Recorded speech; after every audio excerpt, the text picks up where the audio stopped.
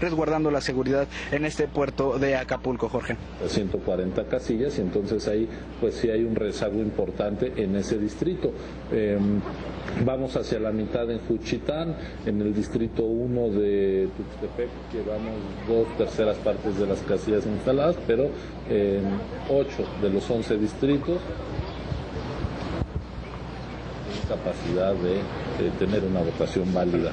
Perdón, Ciro, tenemos reportes sobre el estado que guarda la instalación de las casillas casi a nivel nacional y estamos enfocados ahorita, por supuesto, en el territorio del país. Pero en la Ciudad de México, ¿cómo va este proceso? Pareciera que aquí todo está en orden, tanto en la instalación de casillas, la votación. ¿Cómo está el tema de las 16 delegaciones? En el Distrito Federal tenemos ya un avance del sistema de información de la jornada electoral cercano al 100% de las casillas programadas y sin mayores incidentes que... Oye, eso, quizás lo que preguntaba Horacio es importante porque nos estamos concentrando en lo que ha sucedido en Oaxaca, en Tixla, pero nos olvidamos que el resto del país tiene elecciones, hay 9 elecciones. Bueno, y que 9 elecciones debería ser también un foco rojo en la Ciudad de México, ¿no? Para cómo se venían pero comparado como estaban otros. Sí.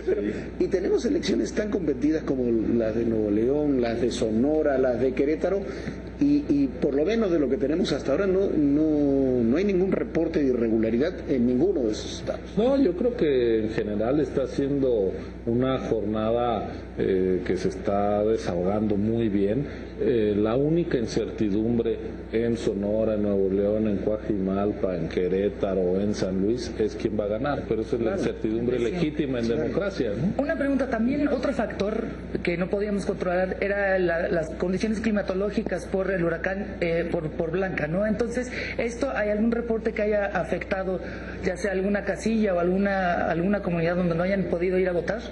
No, lo que tenemos ahí es la previsión de lluvia fuerte. Para eso se adquirieron materiales especiales para proteger con lonas, en fin, adicionales las casillas, tratarlas incluso de mover de lugares abiertos a edificios más resguardados, precisamente por la previsión de fuertes lluvias, que es lo que se puede estar presentando, pero el escenario más complicado en términos del comportamiento de este huracán no se ha presentado afortunadamente, y quedan pues en el uso horario de allá, alrededor de 7 horas de votación todavía. Espero que concluya en condiciones aceptables, ¿no? Desde el punto de vista meteorológico.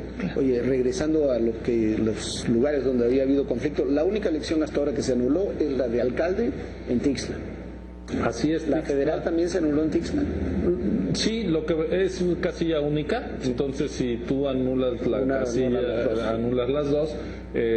Tixla tenía contemplada la instalación de 52 casillas, de tal manera que habrá que después reponer la elección para el municipio, pero no afecta, esto queda dentro del distrito electoral federal de Chilpancingo, y Tixla no representa ni el 10% de las casillas. No se pierde la elección federal. La elección federal en el distrito de Chilpancingo no se pierde por la anulación de Tixla. Así es un problema en términos de la elección local, no de la federal. Aunque los votos federales de las casillas que se iban a instalar en Tixla pues no se van a poder Consejero, casi al filo de la mitad de la jornada de las horas hábiles que están abiertas las casillas en el uso horario del centro del país, ¿qué datos tenemos, adelantándonos un poco al PREP, sobre el tema de la participación ciudadana? ¿Tenemos alguna cifra sensible que nos pueda reflejar comparado con en este horario, en otras elecciones de estas características? ¿Cómo está el voto? ¿Hay más participación que ausencia de votantes? ¿Cómo está ese tema? La verdad es que es la impresión subjetiva que podemos tener hasta el momento. Yo voté hace un rato en Coyoacán y vi menos gente en mi casilla que la que había hace 3 años cuando fue la elección presidencial, pero eso es totalmente siempre subjetivo. En las intermedias se vota menos que en las presidenciales, por otra parte. Pero no tenemos ningún instrumento de medición de la participación hasta que empiece a correr el PREP, que es cuando sabremos el número de electores por casilla, y en función de ahí sabremos el porcentaje de participación de todas las casillas, y el PREP continuamente estará actualizando información tanto de los resultados como de la participación electoral. Sí, no debemos comparar elecciones presidenciales con elecciones intermedias. La participación de hace 6 años fue 42-43%, ¿no? Y la más baja fue alrededor del 40% en 2003. Yo confío en que en algunos estados tengamos una participación mayor porque se está dando la concurrencia de las elecciones de las 16 locales, en particular las 9 donde hay elección de gobernador, que siempre atrae más gente a las urnas, y entonces creo que en el agregado vamos a estar por encima del promedio de las elecciones intermedias. Ese es, pues, digamos, mi deseo también, hay que decirlo, aunque en efecto no nos acercaremos, claro está, a lo que suele ser la participación en la elección presidencial. Oye, Ciro, precisamente esta concurrencia, lo platicábamos con otros consejeros anteriormente, la concurrencia de elecciones estatales, de elecciones locales con las federales, complejiza, por supuesto, el proceso, pero ¿cómo lo están viviendo ustedes? Es la primera elección que les toca organizar como INE, es la primera que participan en ese sentido. ¿Qué facilita y qué complejiza?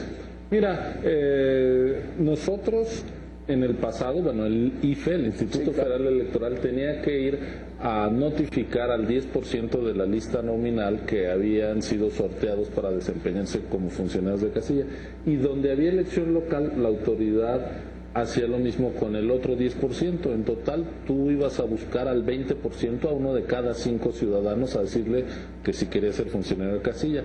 Y había rivalidad entre los institutos, incluso había quien daba algunos incentivos adicionales, y había una suerte de competencia y de robo de funcionarios de casilla. Esa competencia se acabó.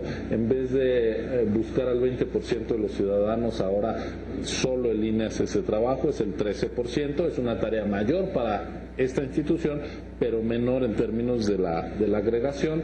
También esto nos permitió, dado que es una atribución exclusiva del Instituto Nacional Electoral, la capacitación de los funcionarios de casilla, que en estos estados donde hay reclamos de intervención de mandatarios locales, en fin, que es parte de la contienda y de los dichos al calor de las campañas, pues nosotros hayamos podido decir, miren, toda la gente que está a cargo de las casillas fue capacitada por el INE, no por una autoridad local. Las casillas únicas se instalan donde decidieron los consejos distritales del Instituto Nacional Electoral. Entonces yo creo que eso refuerza la posibilidad de defender la confianza y la limpieza de las elecciones locales. Consejero Murayama, en ese sentido hay un tema muy sensible que se dio en las últimas semanas a través de redes sociales, pero que finalmente la prensa nacional documentó, con el tema de que muchos funcionarios de casilla estaban renunciando a los cargos posteriormente a estas capacitaciones. Se estaba creando ahí pues un vacío importante en el sentido de una representación oficial, y algunos otros, entre dimes y diretes y todas las controversias propias del calor de una elección, decían que en realidad eso era también una nueva herramienta para introducir gente que pudiera operar cosas. ¿Qué pasó con ese tema? En realidad hubo una renuncia importante de funcionarios de casilla que dejaron vacías sus posiciones, y en todo caso, ¿cómo lo resolvieron ustedes? La renuncia de funcionarios de casilla es algo que ocurre siempre, es decir, la gente luego se desanima o incluso pues les surge una contrariedad, cae enfermo, en fin. Tuvimos este año, respecto a 2009, que es la elección equivalente intermedia, un incremento solo del 5% de funcionarios de casilla que renunciaron. Y de esos que renunciaron, el 97% fue sustituido con ciudadanos de la lista de capacitados, es decir, gente que ya había sido visitada, que se le había dado su entrenamiento, sus cursos, y que eran aptos. Es decir, sigue siendo la composición de la mesa directiva de casilla la que marca la ley. Entonces no hubo mayor complicación en ese terreno. ¿Qué es lo que viene, Ciro, ahora? ¿A qué hora se cierran las casillas? ¿A qué hora se comienzan a fluir los resultados del PEP? ¿A qué hora el Instituto Nacional Electoral va a dar a conocer información. Bueno, ahora mismo vamos a se va a levantar el receso de la sesión de Consejo General, se va a dar el corte de las casillas instaladas por parte del secretario ejecutivo, el último corte más actualizado. Esperamos a las 8 de la noche, que es cuando termina la votación en todo el país, aunque en el horario del centro acabará a las 6 de la tarde. En Baja California, Sonora todavía se estará votando hasta sus 6 de la tarde de allá, que son las 8 de la tarde, 8 de la noche de aquí. En ese momento entra en operación el programa de resultados electorales preliminares, porque la legislación prohíbe dar a conocer encuestas, ejercicios, proyecciones de resultados, así sean preliminares, mientras la gente aún está votando. Eso ocurre también con las elecciones estatales, por ejemplo. A las 6 de la tarde se puede dar expolo información ¿De Querétaro? sobre Querétaro o Nuevo León. Porque ya sobre las delegaciones del DF. Aunque no o las delegaciones del DF, aunque no haya cerrado la elección en Sonora y Baja California. Así es, porque son elecciones distintas. Es decir, si tú dices cómo queda Querétaro, pues eso no influye sobre el votante que está en Baja California. De hecho, la única elección que ocurre simultáneamente en todo el país es la de diputados federales. Por eso es que nosotros no decimos nada, no presentamos las pantallas del PREP, sino hasta las 8 de la tarde o 8 de la noche. Pero 8 de la noche ya van a estar muy cargadas, porque tienes 2 horas ya de que concluyó buena parte del país. Las vamos a estar, digamos, la ingesta de información al PREP va a empezar desde las 6 de la tarde y a las 8 se libera y ya va a haber ahí un número de casillas, aunque va a ser unas horas después cuando se acabe de llenar. ¿Por qué? Sobre todo donde hay elecciones concurrentes y tenemos la casilla única, pues tienen que contar la elección federal, pero también las elecciones locales. Hasta que no acaben todo eso, no se lleva el paquete al Consejo Distrital del INE, a uno de nuestros 300 consejos distritales, se escanea el acta y se empieza a publicar el resultado. ¿A qué hora? ¿10:30, 11 de la noche dará información el INE? A las 10:30 de la noche lo que vamos a dar a conocer es el porcentaje de votos aproximado que habrá obtenido cada partido en la elección federal y también una aproximación de cómo va a quedar configurada la Cámara de Diputados. Eso es a través de un conteo rápido, es decir, de una muestra de 9.450 casillas de todo el país. Quiero decir, Jorge, si me permiten, que los institutos locales son los que van a operar los PREPs de las elecciones a gobernador. Eso no está en nuestras manos. Nosotros vamos a presentar el PREP y el conteo rápido para la integración de la Cámara de Diputados exclusivamente. Pero entonces cada estado, para recordar a la gente, va a ir haciendo fluir sus resultados del PREP en la medida que vaya cerrando sus propias elecciones. Así es. Y cabe decir que de las autoridades electorales, la única que decidió hacer un conteo rápido para su elección fue Sonora, para la elección a gobernador. Los demás ejercicios que tengamos pues van a ser de medios de comunicación, en fin. Pero bueno, habrá que seguirlo con mucho cuidado. Yo llamaría a decir que la gente se informe, pero que los resultados oficiales, los de validez legal, dependen del cómputo que se hace el miércoles. El miércoles, sí. La verdad lo vamos a 10:30 de la noche hace un informe oficial el INE. ¿Qué estimado se tiene en este momento del porcentaje de las elecciones que podrán informar para entonces? Nosotros nada más vamos a informar de lo que se tenga en ese momento.